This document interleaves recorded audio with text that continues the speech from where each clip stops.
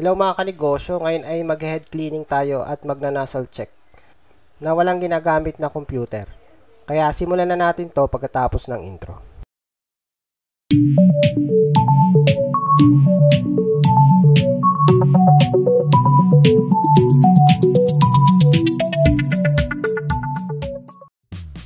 Hello mga kanegosyo, welcome sa aking channel. Ang channel na to ay tungkol sa printing. Kung interesado ka sa mga ganitong bagay, palike, subscribe at hit mo na rin ang notification bell para update ka palagi sa mga video na upload ko na may kinalaman sa printing business. Hello mga kanegosyo, ngayong araw ay mag-head clean tayo ng walang ginagamit na computer. Unang step, buksan nyo muna yung printer nyo. Tapos pindutin nyo yung cancel button ng 3 seconds.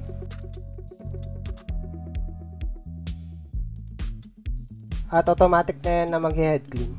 At hayaan nyo lang na mag-head clean siya mag-isa hanggang sa matapos.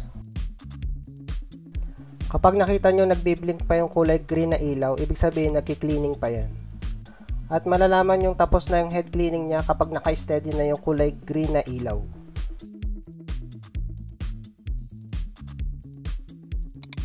Ngayon naman ay madako tayo kung paano mag-nozzle check sa printer na walang ginagamit na computer. Kaya mag-test print na tayo. First step, i-off nyo muna yung printer nyo.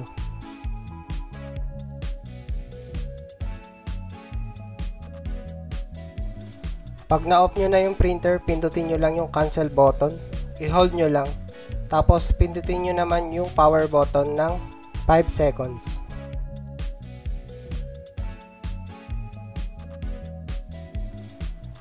At magsisimula na yan mag-test print.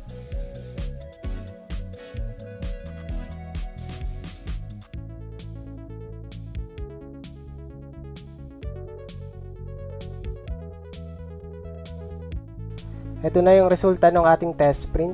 Sa nakikita nyo, maayos na maayos yung printer. Walang sira yung kanyang head. At ganyan lang kasimple mag-head clean at mag-nozzle check mga kanegosyo.